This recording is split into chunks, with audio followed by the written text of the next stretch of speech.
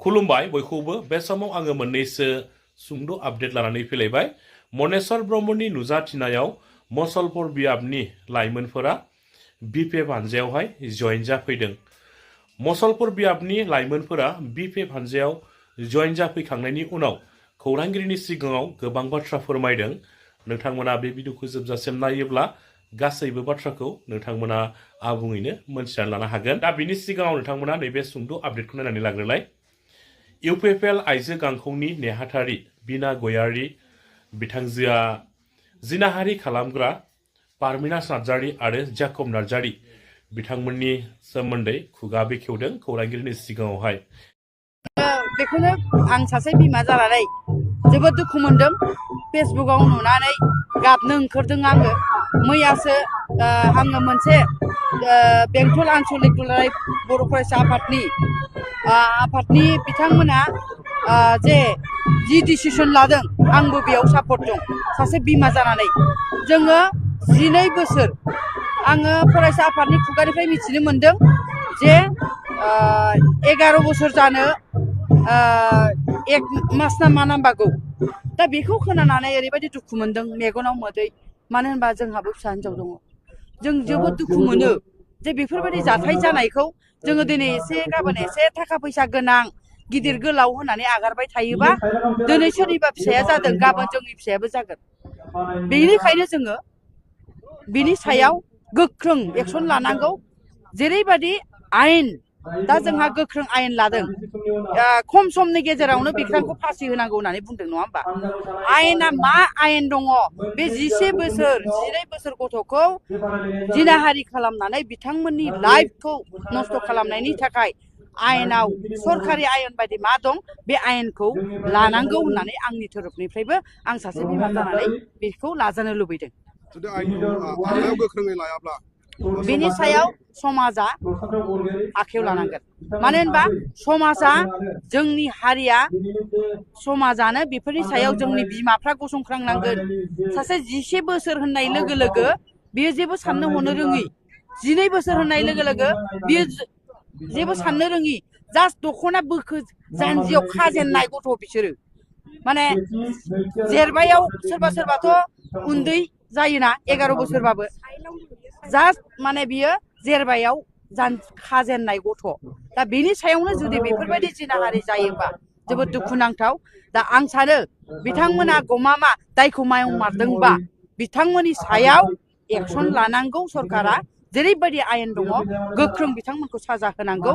बे आंनि खावलायनाय। जों मुसलपुर डिस्ट्रिक्ट हिसाबै मुसलपुर डिस्ट्रिक्ट BPF हिसाबै बिराद मोजांनि बाथ्रा। जों दिनै मनेश्वर सारनाव जोंनि BPFनि मानगोनां जेनेरेल सेक्रेटारि सारनि न'आव दिनै फंबाय बिथांमोना फैनानै BPF हानजायाव जगदान जाफैदों। दिनै बिथांमोननि जि साननाय बिथांमोना मानि थाखाय फैदों बेफोर खामानि सोंथिखौ लानानै फैनायनि थाखाय जों बिथांमोनखौ साबायखर बावहरगोन। मानो होनबा बिथांमोननि गोसोआव सोंलु फैदों जे UPPL गभर्नमेन्टआ जा प्रमिस होदोंमोन जोंनो जि प्रतिश्रुति होदोंमोन बिथांमोना बेखौ मावफुंनो हायाखै। बेफोरखौ लानानै बिथांमोना जोबोद दुखु मोनदों। आरो बिथांमोना जोंनो फोरमायदों जे जि नलेज फेस्टिभेल लिटारेसि फेस्टिभेल बा जायखिजाया जोंनि बड'लेण्ड महोत्सवआनो जा बेफोरबायदि फेस्टिभेलखौल' खुङै दिनै UPPLआ जोंखौ मिसगाइड खालामनाय बायदि बिथांमोना मोनदों होननानै जोंनो बुंदों। लोगोसेनो मा बिथांमोना जि इयुथखौ इन्टारटेनमेन्टआवल' लाखिनानै जे खामानि मावबोबाय थादों दिनै मोनफ्रोमबो बिथांमोननि खामानियानो इन्टारटेनमेन्टल'। बेफोरखौ लानानै जे इयुथफोरा जुदि मिसगाइड जानानै थायोबा बा उनाव बिथांमोना फिउचारखौ साननो बावलांगोन। बा दिनै जातीयताबाद होननाय सानस्रि जि जोंनियाव नेसनेलिज्म होननायनि मोनसे जोंनि सान्थौ बे गोमालांगासिनो दङ जोंनि इयुथफोरनि गेजेराव। दिनै बेफोरखौ लानानै बिथांमोना जोंनो फोरमायबोदों दुखु मोनदों। आरो बिथांमोना जोंनो फोरमायबावदों जे बिथांमोना जि गावसोरनि लोगो इयुथ सानफोरखौ जोंजों लोगोसे इन्ट्रडिउस खालामफैगोन। आरो इयुनाव जोंनि मुसलपुर डिस्ट्रिक्टजों लोगोसे जोंनि BTC आव जों खामानि मावगोन। जे जोंनि फरायसा माबाखौल' नङा जों गासैबो बिथिङावनो जि डेभेलप खालामनांगौ बिथांमोना जोंजों लोगोसे थानानै मावफागोन होननानै बिथांमोना जोंनो दिनै फोरमायदों। बेनि थाखाय जोङो मुसलपुर डिस्ट्रिक्ट इयुथ जानानै बिथांमोनखौ रोजा रोजा साबायखर बावहरदों। आरो जोंजों लोगोसे जों जायफोर स्टुडेन्टफोरा बा जोंनि इयुथ साफोरा जोंजों लोगोसे खामानि मावफानो गोसो जानानै दङ बिथांमोनखौबो जों रिक्वेस्ट खालामो जे बिथांमोना जोंखौ कन्टेक्ट खालामनो हागोन आरो दिनै जोंनि BPF आ ओरैबायदि मोनसे प्लेटफर्म जेराव जायखिजाया स्टुडेन्टफोरानो बा इयुथफोरानो जा जोंनि एजिं पार्सनानो जा जायखौबो जों प्लेटफर्म होनानै खामानि मावगासिनो दङ दिनै UPPL आव जों बुहुत नुदों बिथांमोना जोंनो प्लेटफर्म होआ इयुथफोरनि जोंनि जाय साननि जा लोगोफोर दंमोन बिथांमोनानो दिनै UPPL नि खामानि मावगासिनो दङ नाथाय बिथांमोना जाबायदि प्लेटफर्म मोननांगौ बेखौ मोनाखै बेनि थाखाय बिथांमोना दुखु मोननानै दङ जों मिथिगौ नाथाय आं गासैखौबो लोगोखौ वेलकाम खालामगोन जे दिनै BPF आ जोंनो खामानि मावनो स्कप होदों लोगोसे बिथांमोना ओरैबायदि जोंखौ गाइड खालामो जे नों मायबा मोनसे खामानिखौ रोङाखै बुंनानैल' बिथांमोना सलुसनखौ जोंनो दिहुननानै होयो बेनि थाखाय जों बिराद गोजोननाय मोनदों दिनै आं गावनो दिनै 1.5 बोसोर जाबाय BPF नि जानानै खामानि मावनाय बेयाव आं ओरैबायदि गोजोननाय मोनदों जेराव सारमोना जोंखौ ओरैबायदि गाइड खालामो जे